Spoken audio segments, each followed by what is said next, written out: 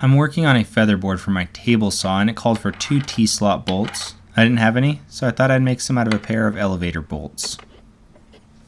To accomplish this, I wanted to make a template to help me easily measure out and then check my T-slot bolts. For this, I'm going to be using a dimensioned small piece of lumber. The piece of lumber will act as a replication of the table saw's miter slot. This will be accomplished on the table saw by cutting a shallow groove on the dead center line that I just drew.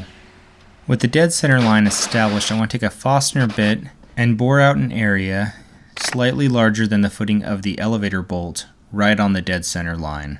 We will continue to make rip cuts as we move back to the table saw. We need to create a groove that is as wide as the T-slot's opening. Send the piece of wood through the table saw both forward and backwards while slowly moving the rip fence until the desired width is accomplished. Drill through the centerboard area of the template block so that you can fit the threaded section of the bolt through it.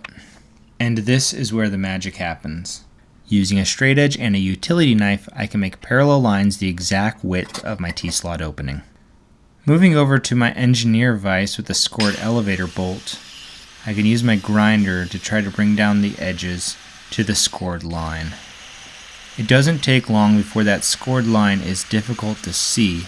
It's important to continually reference the template with the elevator bolt to check the progress when it becomes hard to see the scored line. When your cut matches up to the T-slot edge, go ahead and start on the other side. Checking the progress of the second cut is different. We're going to use the groove alone to see whether or not the T-slot bolt will fit into it. If not, it'll give us an indication as to where we need to cut and what we also need to do to keep it parallel. When a clean fit is accomplished, we can move over to some sandpaper to sand off any burrs. I'm using 150 grit with a little bit of 3-in-1 oil. On the top side, it's a little more difficult to sand, so we could use a file there to knock off those burrs. Now that the piece has been properly smoothed, we can slide it into the T-slot. I hope you enjoyed this video. If you did, consider giving me a subscribe